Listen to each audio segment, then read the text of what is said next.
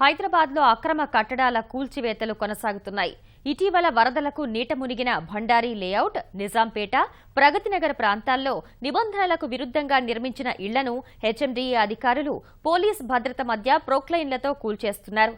తమ పరిశీలనలో తేలిన 120 అక్రమ నిర్మాణాలను కూల్చేస్తామని అధికారులు స్పష్టం చేశారు.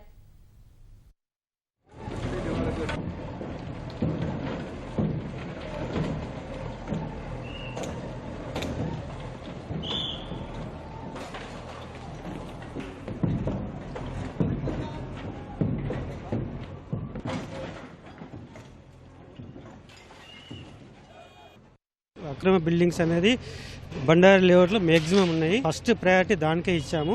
సైమల్టేనియస్ కంటిన్యూషన్గా ఈ మిగతా కాలనీలో ఉన్న అనాథరైజ్ కన్స్ట్రక్షన్ అనేది ఏవైతే ఉన్నాయో అవన్నీ టేకప్ చేస్తున్నాము. Almost all continue drive period ఉంది. కంప్లీట్ డిమాలిష్ అనేది టోటల్గా అయ్యేంత వరకు మేము ఇక్కడ నుంచి కదలం. ఇక్కడ ఉన్నవన్నీ కూడా G+2, G+3 పర్మిషన్ తీసుకున్నారు. అంతవరకు కడితే అది ఓకే సార్. అది కాకుండా పైన 5 ఫ్లోర్లు 6 ఫ్లోర్లు నిర్మాణం చేస్తున్నారు. సెట్ బ్యాక్స్ అవి లేకపోవడం, ఆ పర్మిషన్స్ కూడా ఎక్స్పైర్ డేటెడ్ కాలాతీతం అయిపోయిన వాటితో కన్స్ట్రక్షన్ చేస్తూ ఉన్నారు. అది ఇల్లీగల్ కాబట్టి ఇప్పుడు మేము యాక్షన్ తీసుకుంటున్నాం.